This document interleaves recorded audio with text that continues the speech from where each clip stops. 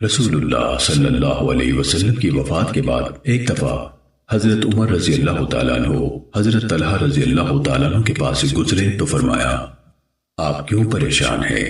کیا آپ کو اپنے چچا زاد یعنی حضرت ابو بکر رضی اللہ عنہ کے امیر المومنین بننے سے ناگواری محسوس ہوئی ہے؟ حضرت طلحہ رضی اللہ تعالیٰ عنہ نے فرمایا، نہیں، بلکہ بات یہ ہے کہ میں نے رسول اللہ صلی اللہ علیہ وسلم سے سنا تھا کہ آپ نے فرمایا، مجھے ایک کلمہ معلوم ہے جسے اگر کوئی شخص اپنی موت کے وقت کہہ لے تو وہ اس کے نامہ اعمال کا نور بن جاتا ہے اور موت کے وقت اس کی وجہ سے اس کے جسم و جان کو راحت حاصل ہوتی ہے۔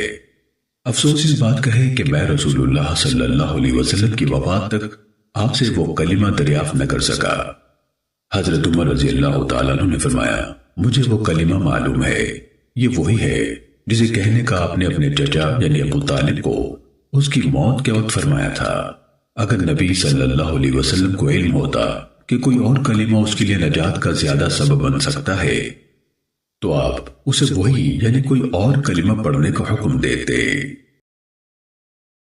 رسول اللہ صلی اللہ علیہ وسلم نے فرمایا، جو انسان اس چیز کی گواہی دیتا ہوا فوت ہو کہ اللہ کے سوا کوئی معبود نہیں اور میں یعنی محمد صلی اللہ علیہ وسلم اللہ کا رسول ہوں، اور یہ گواہی اس کا دل یقین سے دے رہا ہو تو اللہ تعالیٰ ضرور اس کی مغفرت فرما دے گا۔